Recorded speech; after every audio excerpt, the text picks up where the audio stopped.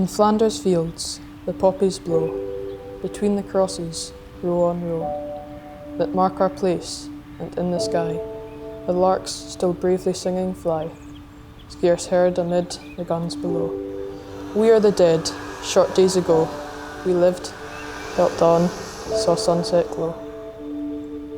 Loved and were loved, but now we lie in Flanders fields.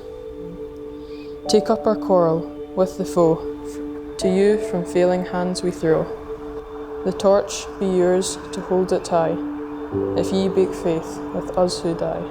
We shall not sleep, though poppies grow in Flanders fields.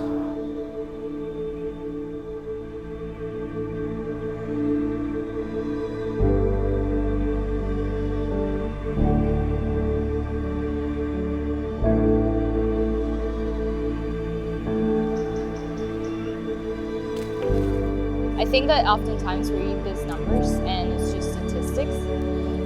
We can process the idea of 40,000 or 25,000 as a number, but then when you see the physical headstones and you realize that those were people that had families, stories, dreams, and all of them were gone in such a short period of time, I think that that is what has been so far so hard to process and come to terms with, and I think that that makes it very emotional. Many people think that the best way to escape war is to dwell upon its horrors and to imprint them vividly upon the minds of the younger generation. They flaunt the grisly photographs before their eyes. They fill their ears with tales of carnage. They dilate upon the ineptitude of generals and admirals. They denounce the crime and insensate folly of human strife.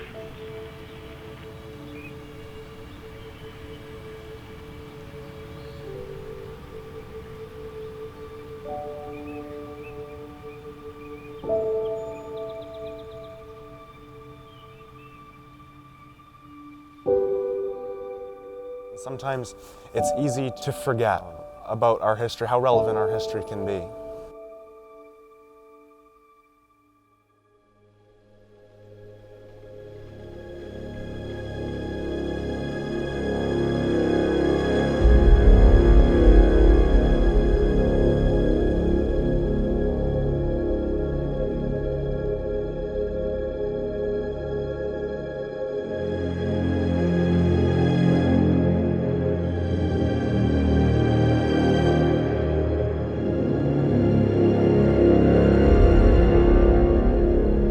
I can only begin to imagine the horrors that you were forced to endure.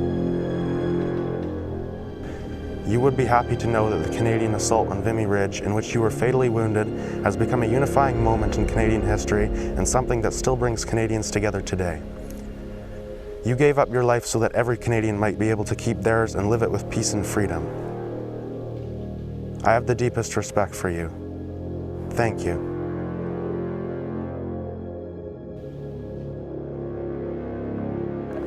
The numbers that we learn about on the page seem human and real people that sacrificed everything, their lives, their futures, even their families, to fight for something that they believed in.